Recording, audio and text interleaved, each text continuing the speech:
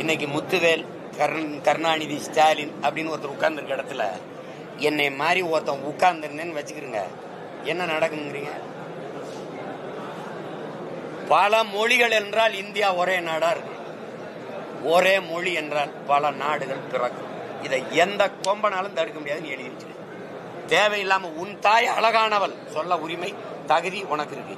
என் தாய் இழிவானவள் சொல்ல உலகத்துல எவனுக்கும் தகுதியும் கிடையாது, உரிமையும் கிடையாது. ஒழுங்கா இருந்தது. விரும்பினால் எம்மொழியும் கற்போம், ஆனால் எங்கள் மொழி கற்போம். எங்கள் இனம் வாழ எம்மொழியும் கற்போம். நாங்கள் வாழ இந்தி படிப்போம், உருது படிப்போம், டச்சு படிப்போம், ஸ்பானிஷ் படிப்போம், பிரெஞ்சு படிப்போம். அது கத்துக்கிறோம். அதுக்காக அதை கட்டாயம் படிலாம் ஏற்க முடியாது. அதனால இந்த புதிய கல்விக் கொள்கையை இவங்க ஏற்கலைன்னா அது வரவேற்கத்தக்கது. ஆனால் அதற்காக நீ காசு கொடுக்க முடியாது அப்படின்னா அது கொடுங்கோன்மை, ஆணவத்தின் திமிரு ஆட்டம். அது சரியில்லை. இப்ப எங்க ஐயா இருக்கிறதுனால அவர் ஏதோ இருக்க. உனக்கு வரி வருவாயை பெருக்கி நீ மத்திய அரசுக்குன்னு நிதி ஏதுன்னு கேட்டா பதில் இருக்கா? நீங்க சொல்லுங்க, மத்திய அரசு எனக்கு நிதி தரல, உனக்கு நிதி ஏது? நான் கொடுத்ததானே, நான் கொடுத்துருக்கேன். எனக்கு முன்னாடி மகாராஷ்டிரா கொடுக்குது, அதுக்கப்புறம் கர்நாடகா கொடுக்குது. 4 மாநிலங்களை தான் நாங்கள் பெரும் வருவாயை பெருக்கிறோம். அது 2வது இடத்துல நான் இருக்கேன். என்னோட காசை எடுத்து வச்சுக்கிட்டு எனக்கு தரமாட்டேன்னு சொன்னா இது என்ன கருத்தில் எடுத்துக்கிறது, என்ன கவனத்தில் எடுத்துக்கிறது? இப்போ நீ எனக்கு சேவை வரியோ எந்த வரியோ போகக்கூடாதுன்னு ஒரு தீர்மானத்தை போட்டு, வெள்ளக்காரங்காலத்துல தான் நம்ம வரிகொடா இயக்கம் நடத்த முடியுமா?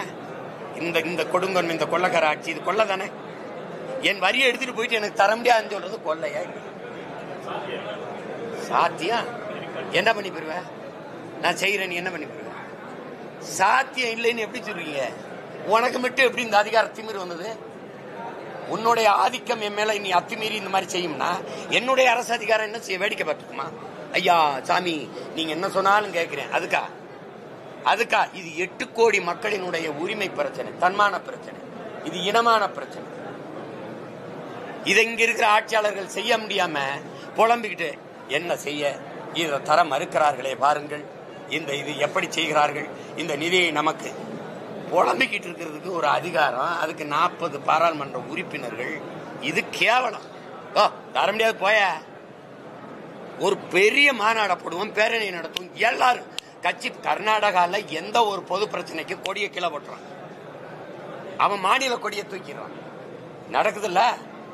பொதுவா நிப்போம், எல்லாரும் நிப்போம். ஒரு வரி, ₹1 வரி போகாது ஒன்றிய இந்திய அரசுக்கு. இல்ல, முடிஞ்சு போச்சு.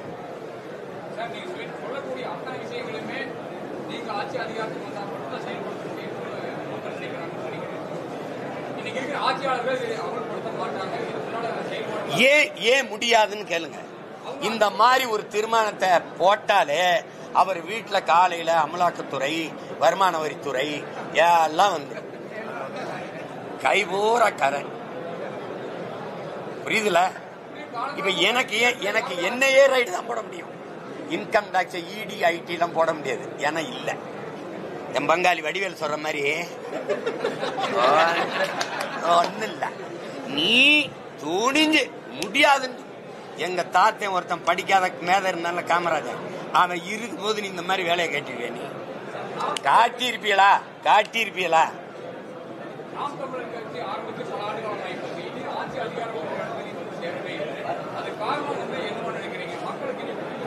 நீங்க எனக்கு வாக்கு செலுத்தினீங்களா?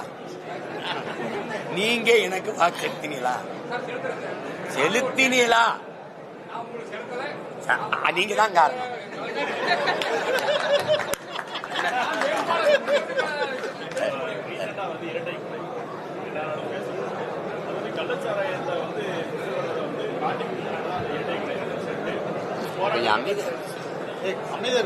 ஒரு தடவை சொன்ன பத்திரிகை அமைதியா இருக்கணும்னு கூட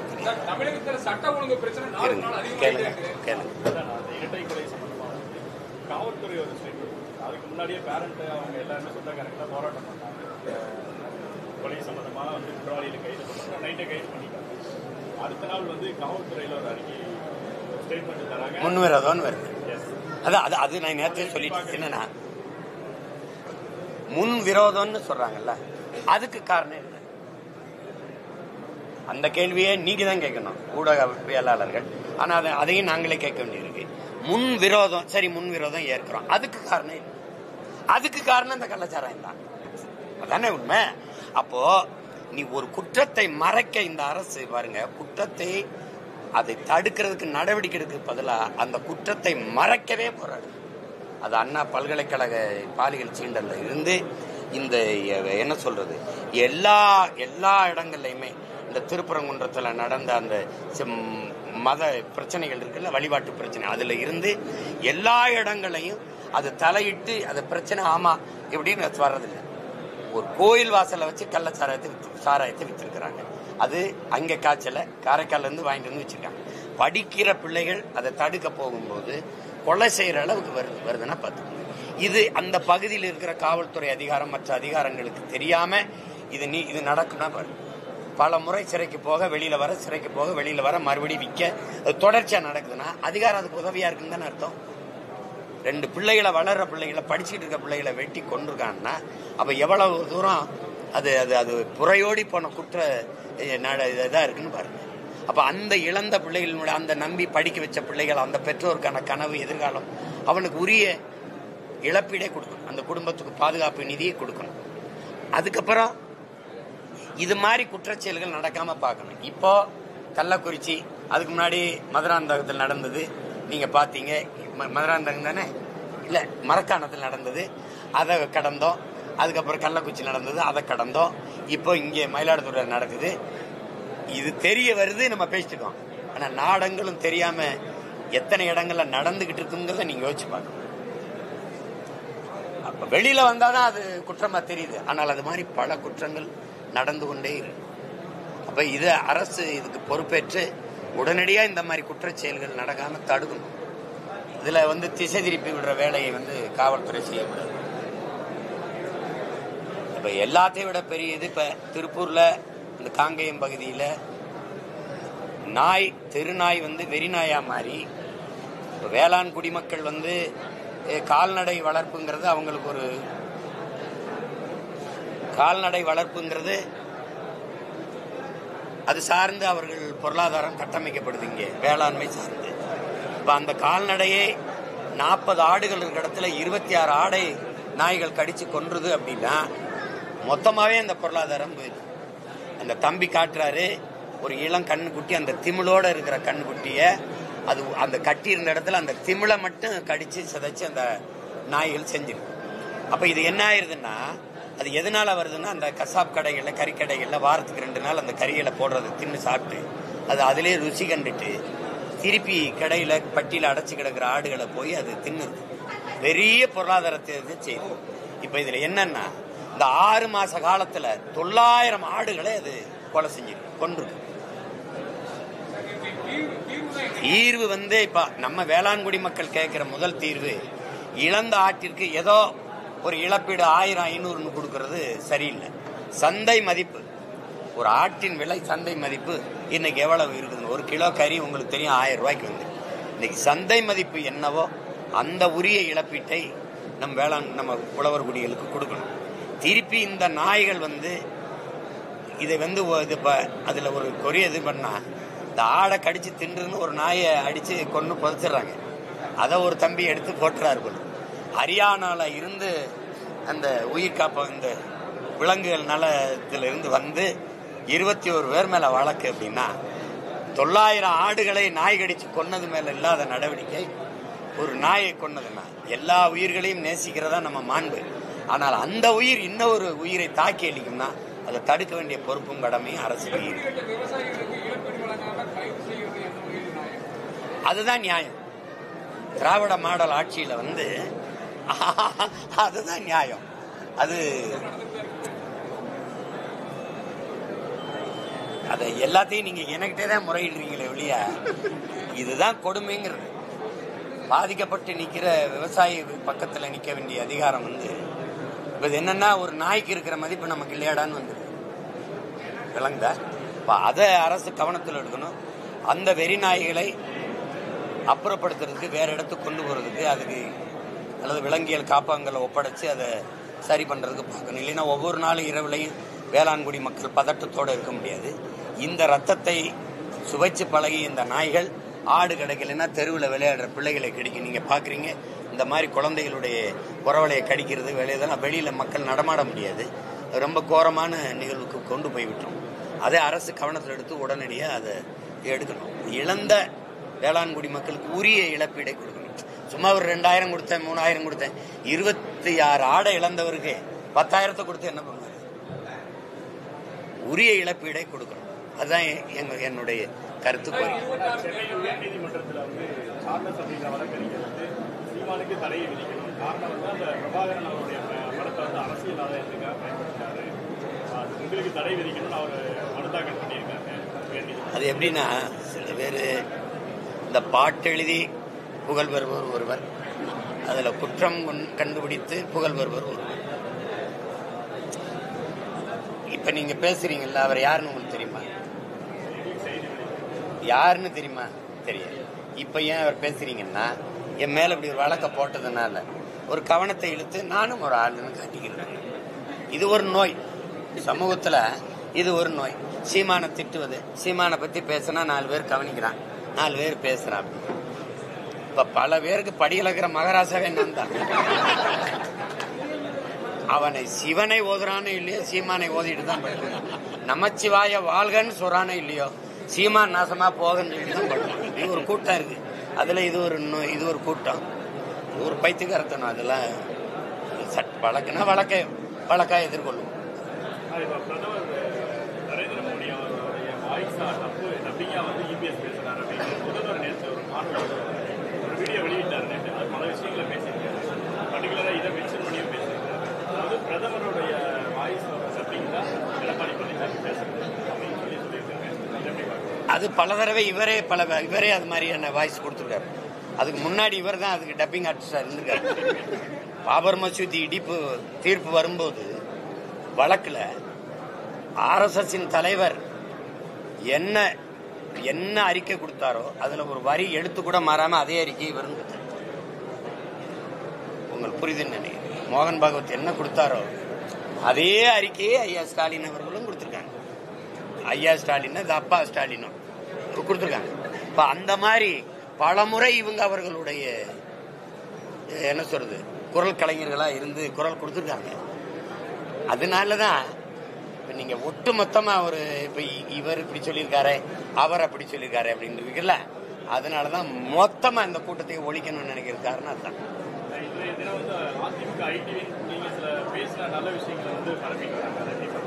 எது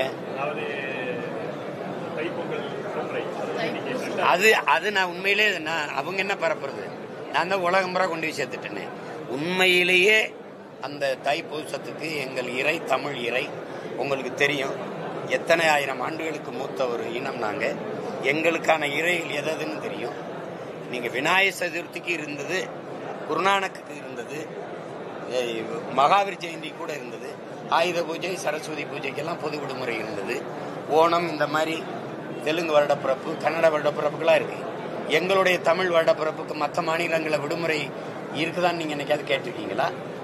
குருநானக்கு மகாவீருக்கெல்லாம் விடுமுறை விட்ட தமிழ்நாடு எங்களுடைய மூதாதை உலகத்திற்கு எல்லா மானுடனுக்கும் மதம் இதெல்லாம் சார்ந்து மொழி எல்லாம் தாண்டி உலகமெங்கும் இருக்கிற எல்லா இனத்தவருக்கும் எல்லா மக்களுக்கும் ஒரு நன்னறியை கொடுத்த பெருமகன் எங்களுடைய வள்ளுவ பெருமகனார். அவருடைய நாளுக்கு எந்த மாநிலத்தில் அது விடுமுறை இருக்குன்னு நீங்க கேட்டது உண்டா? இல்லை. இந்த பொதுமை இந்த ஜனநாயகம் தமிழனுக்கு மட்டும்தான் இருக்கும். அப்படி இருக்கும்போது எங்களுடைய இறை முருகனுக்கு பொது விடுமுறை இல்லை. இப்ப பழனினா அந்த இடத்துல மாவட்ட ஆட்சியர் விடுமுறை விட்டுருப்பாரு. திருச்செந்தூர்னா அந்த இடத்துல பொதுவா ஒரு விடுமுறை இல்லை. அதை நான் முதலா அம்மையார் ஜெயலலிதா இருக்கும்போது நான் திருமுருக பெருவிழா எடுத்தேன். நான் அப்ப போய் கேட்டேன், இந்த மாதிரி உங்களை மாதிரி ஊடகவியலாளர் சந்திச்சு கோரிக்கை வச்சேன். அவங்க தரல அதை அந்த நேரம் அப்ப விட்டு அப்புறம் அடுத்தவங்க மரணித்த பிறகு ஐயா முதல்வரான பிறகு நான் போய் சந்திச்சு கோரிக்கையை வச்சேன். அதையும் இந்த தஞ்சையை பாதுகாக்கப்பட்ட வேளாண் மண்டலமாகவும் அறிவிக்கணும்னு 2 கோரிக்கை வச்சேன்.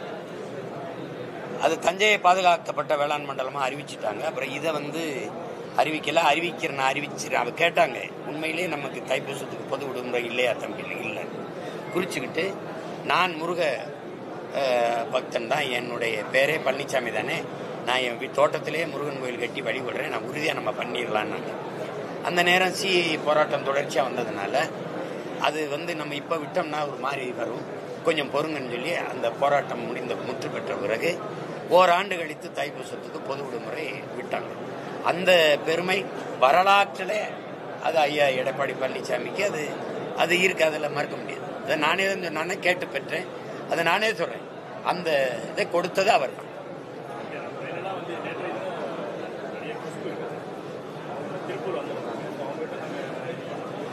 பாலியல் வழக்குகள் அதிகமாக நடக்குது. நாங்கள் கேள்வி வச்சோம், அவங்களுடைய பதில் என்ன சொன்னாங்கன்னா, பாஜக நான் இருக்கேன், திமுக கணி பண்ணியிருக்காங்க, இந்த மாதிரி பல்வேறு கட்சியில் இருக்கக்கூடிய பெண்களை ஒருங்கிணைச்சு ஒரு கமிட்டி ஃபார்ம் பண்ணி இந்த பாலியல் தொடர்பான ஒரு தீர்வு காணணும் அப்படின்னு ஒரு கோரிக்கை வச்சிருக்காங்க.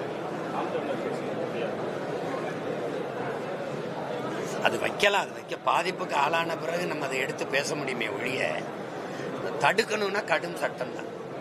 இப்போ நம்ம நிலம் நம்ம உளமாற ஒத்துக்கணும், போதை களமா மாறிடுச்சு, போதை நிறைந்த ஒரு நிலமா மாறிடுச்சு.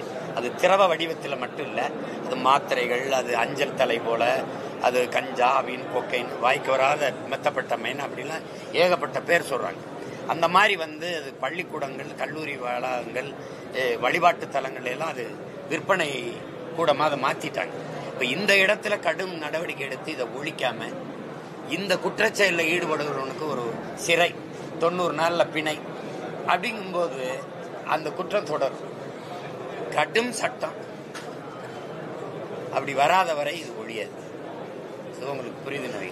நீங்க அமைப்பு போடலாம், அமைப்பு போட்டா பாதிக்கப்பட்ட பெண்களுக்காக பேசலாம். பெண்கள் போய் எப்படி இந்த அமைப்பு போய் எப்படி தடுக்கும்? குற்றம் நிகழ்ந்த பிறகுதான் பேச முடியும். நிகழ்வை எப்படி தடுக்கும்?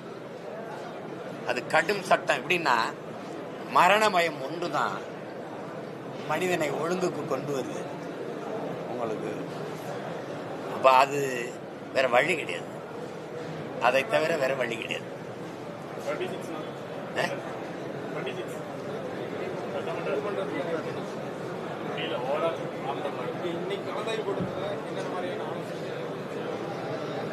நாங்க 234 தொகுதியிலையும் போட்டியிடுறோம்.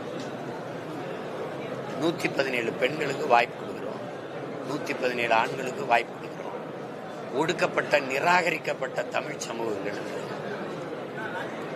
வேற மொழி பேசக்கூடிய வேற மாநிலத்திலிருந்து வந்தவங்களுக்கு கூட இங்க வாய்ப்பு இருக்கு, அரசியல் அதிகாரம் இருக்கு.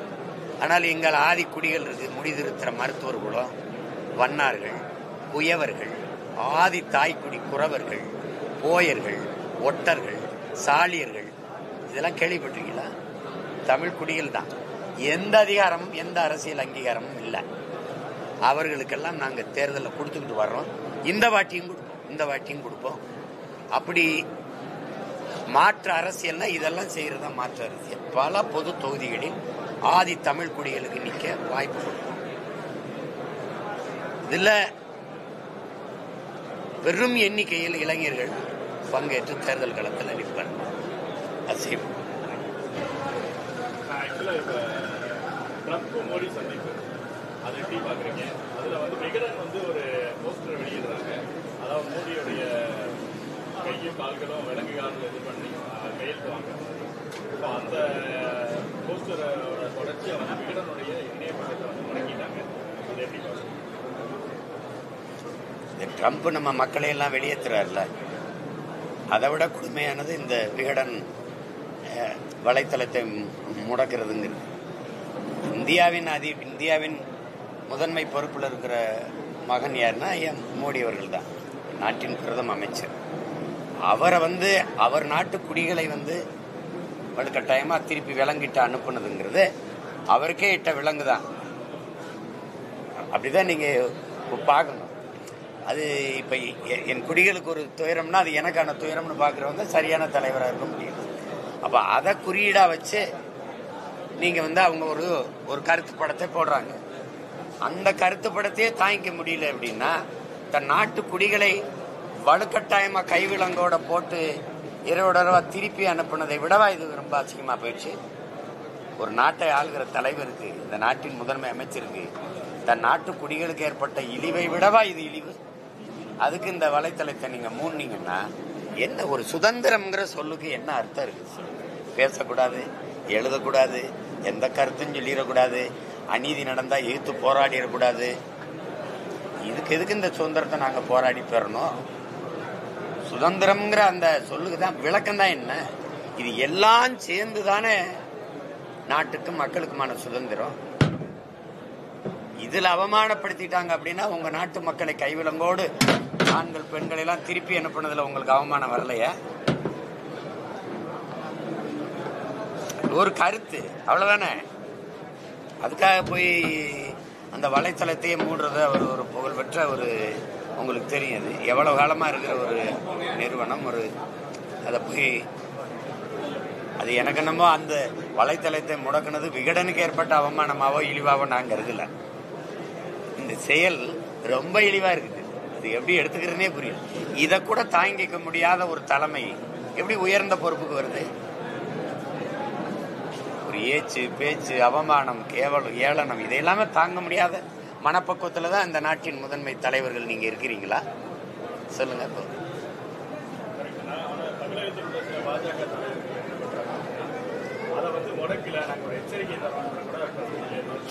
என்ன எதுக்கு எச்சரிக்கிறீங்க? எதுக்கு எச்சரிக்கிறீங்க? எதுக்கு எச்சரிக்கிறீங்க?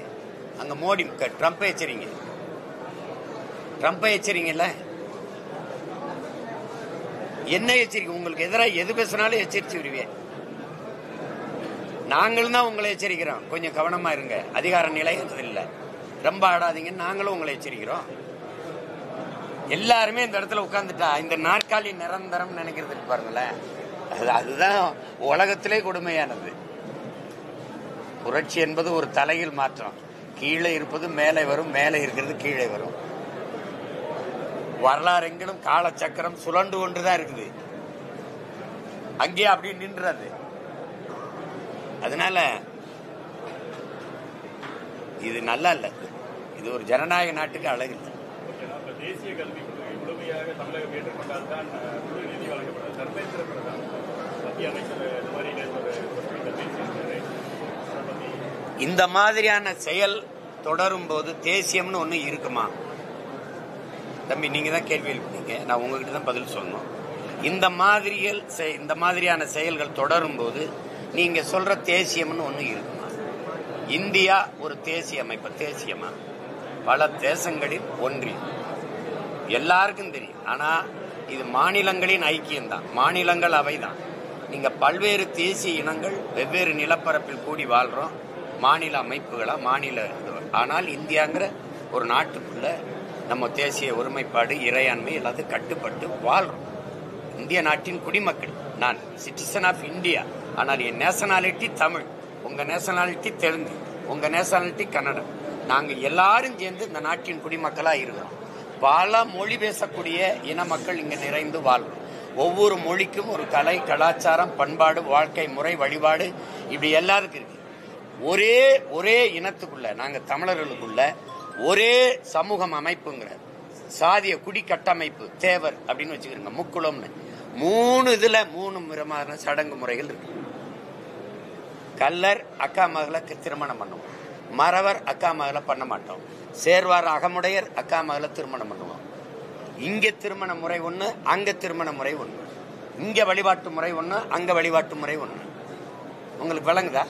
நாங்க ராமநாதபுரத்துல சிவகங்கையில திருமணம்னா கறி வெட்டுவோம், கிடா வெட்டுவோம். கல்லர்கள் அங்க சைவம் போடுவாங்க. இப்ப இந்த ஒரு குடிக்குள்ளேயே இவ்வளவு கலாச்சார வாழ்க்கை இந்த முறைகள் இருக்கும்போது நீ எல்லாம் பிடிச்சுக்கிட்டு ஒரே சட்டம். என் சட்டையும் உன் சட்டையுமே ஒன்னா இல்ல, என் சாப்பாடும் உன் சாப்பாடுமே ஒன்னா இல்ல. நீ காஞ்ச வரட்டி திம்ப சப்பாத்தி திம்ப, நான் அதை திங்க மாட்டேன். இது கட்டாயமா சாப்பிடுனா.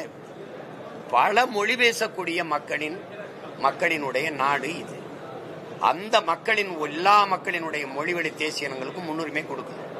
அதனால அம்பேத்கர் அரசியல் சாசனத்தை வகுக்கும் போது இதுக்கு முன்னாடி இது இருந்ததில்லை, நாம உருவாக்குறோம். ஆனால் இந்தியா ஒன்றுபட்ட ஒரு தேசமாக, ஒரு நாடாக, ஒருமைப்பாடு மிக்க ஒரு நாடாக இருக்கணும்னா எல்லா மொழிவழி மாநிலங்களுக்கும் முன்னுரிமை கொடுக்கப்படணும்னு சொல்லிட்டு தான் எழுதுனது. அந்த வரைவை உருவாக்குறாங்க. அது கொடுக்கப்படுதா? உன் மும்மொழி கொள்கை, நீ ஒரு புதிய கல்விக் கொள்கைன்னு சொல்ற, அதுல என்ன இருக்குது? என்ன இருக்குது? 10ஆம் வகுப்பு 12ஆம் வகுப்பு அந்த இடத்திலேயே என் பிள்ளைகளுக்கு மனமுதிர்ச்சி இல்லை. தேர்வுல தோற்றுட்டா தற்கொலை பண்ணிருதா இல்லையா? நீட்டு தேர்வு எழுதிட்டு தோற்றுவோமோங்கிற அச்சத்திலே இறந்துருது என் பிள்ளை. அவ்வளவு முதிர்ச்சியற்ற நிலையில் என் பிள்ளைகள் இருக்குது. ஏன்னா தோல்விங்கிறது இங்க பெரிய இழிவா கருதப்படுது. சமூகத்தை எதிர்கொள்ள முடியல என் பிள்ளைகளால. உடன்படித்த தோழர் தோழிகள், பெற்றோர்கள், உறவினர்களை சந்திக்க முடியாம மன உளைச்சல்ல மரண முடிவுக்கு போயிடும். வாழ்க்கையை முற்று வைக்கிறதுக்கு போயிடும். இந்த சூழல்ல நீ 3ஆம் வகுப்புல பொதுத் தேர்வு, 5ஆம் வகுப்புல பொதுத் தேர்வு, 8ஆம் வகுப்புல பொதுத் தேர்வுங்கிற 8 வயசுலதான் கல்வியிலேயே உலகத்துல தலை சிறந்த நாடா இருக்கிற தென்கொரியா, உலகத்திலே முதலிடத்தில் இருக்கிற நாடு 8 வயசுலதான் என் பிள்ளைகளை 1ஆம் வகுப்புலயே சேர்க்குது. நீ 8 வயசுல பொதுத் தேர்வு எழுத சொல்ற. ஒருவேளை என் பிள்ளை தோத்துருச்சுன்னா அந்த பிஞ்சு நெஞ்சுக்குள்ள ஒரு நஞ்சு விதை விழுந்து பள்ளிக்கூடம் போறதுக்கு கல்வினாவே ஒரு கசப்பு ஏற்பட்டு அதோட அந்த வாழ்க்கை பொசிங்கிருமா இல்லையா? நான் கேட்கறதுக்கு நீங்க கேள்வி கேட்டு நான் அண்ணன் பதில் சொல்றேன். நான் கேட்கறது பொசிங்கிருமா இல்லையா? 12ஆம் வகுப்புலயே தோத்தா என் பிள்ளை தாங்க முடியலன்னா 3ஆம் வகுப்பு, 5ஆம் வகுப்பு, 8ஆம் வகுப்பு என்ன அவங்களுக்கு என்ன ஆயிடுச்சு? இத்தனை வகுப்பு என் பிள்ளைகளுக்கு வைக்கிறேன். நீ இந்த நாட்டை ஆளுகிற இந்த அமைச்சர் பெருமக்கள், இந்த பிரதமர்கள், இந்த அமைச்சர்கள் எல்லாம் மருத்துவமா நீட் எழுது, நீதிபதியா தேர்வு எழுது, அதான் இது எழுது, எல்லாம் எழுது, IAS IPS தேர்வு எழுது. இந்த பிள்ளைகளா 8ஆவது 9 எல்லாத்திலையும் தேர்வு எழுது. நீ என்ன தேர்வு எழுதுற? நீ வா, நம்ம ஒரு நீட் வைப்போம், நம்ம ஒரு சிலபஸ் பொது பாடத்திட்டம் வைப்போம். நான் சட்டமன்ற உறுப்பினர் ஆயிட்டேன், அது பிரச்சனை இல்லை. நான் பாராளுமன்ற உறுப்பினர் ஆயிட்டேன், அது பிரச்சனை இல்லை. ஆனால் அதிகாரத்துக்கு அமைச்சரவையில் வந்து அமைச்சராகி ஆளுமை செலுத்தணும், நிர்வாகம் செய்யணும்னா அதுக்கு ஒரு தேர்வு வை, ஒரு தேர்வு வை. உலக இலக்கியம், வரலாறு, பொருளாதாரம், வேளாண்மை, சூழியல் இதெல்லாம் சேர்த்து ஒரு பாடத்திட்டமா வச்சு இதை படிச்சு ஒரு தேர்வை வச்சு அதுல தேர்ச்சி பெற்றவன் அதிக மதிப்பெண் வாங்குறவன் பிரதமர். என்ன நான் சொல்றது? அதிக இது பண்றவன் உள்துறை அமைச்சர் அதிகமா வர்றதா? அப்படி வச்சா யாராவது இந்த நாட்டுல இப்ப இருக்கிறவங்களுக்கு தலைவராக தகுதி வந்துருமான்னு பாருங்க. அப்படி ஒரு முறை வந்தா அறிவார்ந்த தலைமையை நாட்டுக்கு வந்துடும். நாடு மக்கள் நிம்மதியா இருக்கலாம். அப்படி இருக்கா? நீ பள்ளிக்கூடத்துக்கே போகல, படிக்கல, பார்த்து படிக்கும் போதே 18 பிள்ளை, பாலியல் பலாத்காரத்தே பாலியல் பலகாரம்ங்கிறவன் அதிகாரத்தை வச்சுக்கிட்டு நீ எங்களை சேட்டை பண்ணிக்கிட்டு இதை எழுது, அதை எழுது. நாங்க போராடி சுதந்திரம் பெற்றது திருப்பி கொடி அடிமையா வாழ்றதுக்கு இல்ல தம்பி. உன் புதிய கல்விக் கொள்கை கட்டாய இந்திய சொல்லுது. சின்ன சின்ன நாடுகள், சிங்கப்பூர்ல என் தாய்மொழி ஆட்சி மொழியா இருக்கா இல்லையா? என் தாய் நாடா சிங்கப்பூர்ல என் தாய்மொழியில வணிக நிறுவனங்கள்ல பெயர் பலகை இருக்கா இல்லையா? சிங்கப்பூர் மலேசியால இருந்து என் நாட்டுக்கு வரும்போது தமிழ்ல அறிவிப்பு இருக்கா இல்லையா? அரபு நாடுகள்ல இருந்து வரும்போது இருக்கா இல்லையா? ஜப்பான்ல தொடர்வண்டி பயண சீட்டுல என் தாய்மொழியில அச்சிடப்பட்டிருக்கா இல்லையா? ஓ நாட்டுல இருக்கா? தலைநகர் சங்கம் வைத்து தமிழ் வளர்த்த மதுரைக்கு தமிழ்நாட்டின் தலைநகர்ல இருந்து நான் விண்ணூர்தியில பறந்தால் தமிழ் அறிவிப்பு இருக்கா? நீ ஒவ்வொரு தேசியனத்தின் மொழியை சிதைத்து அழித்து ஒரே மொழி, ஒரே மதம், ஒரே நாடாக்க துடிக்கிற. இது மாதிரி ஒரு தேச துரோகம், தேசத்தை பிரித்தாளுகிற கூறு போடுற சூழ்ச்சி திட்டம் ஏதாவது இருக்கா? எல்லா நாடுகள்லையும் பல மொழிகள் ஆட்சி மொழியா இருக்கு. ஏன் 22 மொழி இந்தியாவில் ஆட்சி மொழியா இருந்தா என்ன சொல்லு? நீ என்னுடைய வரியை பூரா எடுத்துட்டு போற, ஆனா கடிதம் அனுப்பும் போது இந்தி இங்கிலீஷ்ல அனுப்புற. 2 வரி என் தாய்மொழியில் எழுதி அனுப்புனா உனக்கு பட்டுக்குருமா? அவ்வளவு ரோசம் இல்லாம ஏண்டா என் வரியை வாங்குற? ஏன் வரி வாங்குற? நீ ஏன் வாங்குற? ஒரே மொழிங்கிற இந்தி எப்ப வந்தது சொல்லு? நான் எப்ப வந்தேன்னு சொல்றேன். நான் உலக மொழிகளின் மூத்த மொழி. அத நாட்டின் பிரதமரே சொல்றாரு. உலக மொழிகளின் மூத்த மொழி தமிழ் என் நாட்டில் இருக்கிறது பெருமை. இந்திய மொழிகளின் தொன்மையை தமிழிலிருந்து அறியலாம். நான் சொல்லல தம்பி, முதன்மை அமைச்சர் ஐயா மோடி அவர்களே சொல்றாங்க. அந்த மொழிக்கான முன்னுரிமை என்ன? நான் 50,000 ஆண்டுகளுக்கு மூத்தவன், உலக மொழி ஆய்வறிஞர் எல்லாம் சொல்லிட்டான். நீ 500 ஆண்டுகளையே தொடல. அப்ப உன் மொழி எல்லா மாநிலங்களையும் நீ வந்து பரப்பணும் நினைச்சா எப்படி சொல்லு? எப்படி இது எப்படி இந்தி படி, இந்திய கட்டாயம் படினா எப்படி? அது எங்க போய் நிறுத்தும்னா, எனக்கு விருப்பம் இல்லாத உணவை நீ வழிகட்டாயமா ஊட்டினிய உள்ள தள்ளினா நான் உன் நெஞ்சில தான் வாந்தி எடுத்து விடுவேன். அதான் நடக்கும்.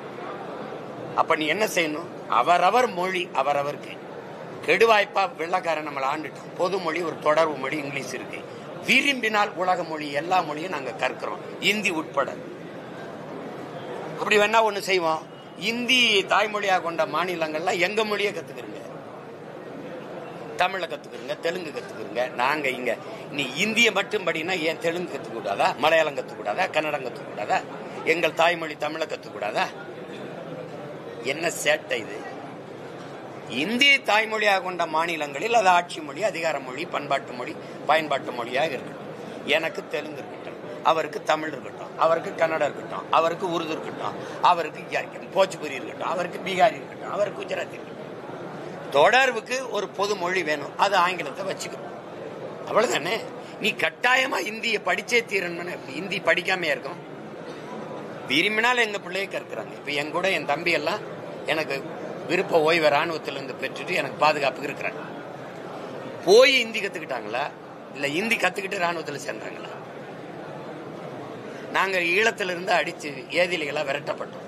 பல நாடுகள்ல போய் நாங்க குடிபெயர்ந்திருக்கோம். பிரான்ஸ்ல போய் பிரெஞ்சு கத்துக்கிட்டோம். பிரெஞ்சு என் மக்கள் பேசுறாங்க. நாங்க ஈழத்தில் இருக்கும்போதே பிரெஞ்சு கத்துக்கிட்டாங்க. போனோமா, போய் கத்துக்கிட்டோமா? கத்துக்கிட்டோம். ஒரு மொழி என்பது 6 மாசம் 7 மாசத்துல கத்துக்க முடியும். ஆனால் தாய்மொழியில் நல்ல அறிவு, புலமை, தெளிவு இருந்தால் உலக மொழிகள் எம்மொழியும் எளிதாக கற்றுக்கொள்ள முடியும். அதுதான் இப்ப நீங்க கட்டாயமா இத படின்னு சொல்றதுக்கான நோக்கம் என்ன? 1.5 கோடி இந்திக்காரனை திணிச்சிட்ட. ஏற்கனவே இந்தி நாடா மாத்திக்கிட்டு இருக்கேன் நீங்க, இதுல இந்திய வேற திணிக்க நினைக்கிறேன். அதனால எந்த ஒரு தேசிய இனத்திற்கும் கொள்கை மொழி ஒரே மொழியா தான் இருக்க முடியும். அவரவர் தாய்மொழி தான் இருக்க முடியும். தொடர்பு மொழி, பயன்பாட்டு மொழியாக ஆங்கிலம் இருக்கலாம். தேவை மொழி அவசியம், தேவை அப்படின்னா எந்த மொழி இருக்கலாம், அதுல இந்தி இருக்கலாம். அப்படிதான் நீங்க கட்டாயமா நீ படினா, நான் திரும்ப திரும்ப சொல்றேன், ஒரு சின்ன பையன் உட்காந்து ஓரத்துல ஏதோ பேசிட்டு இருக்கிறாங்க நினைச்சிட்டு இருக்கீங்க நீங்க.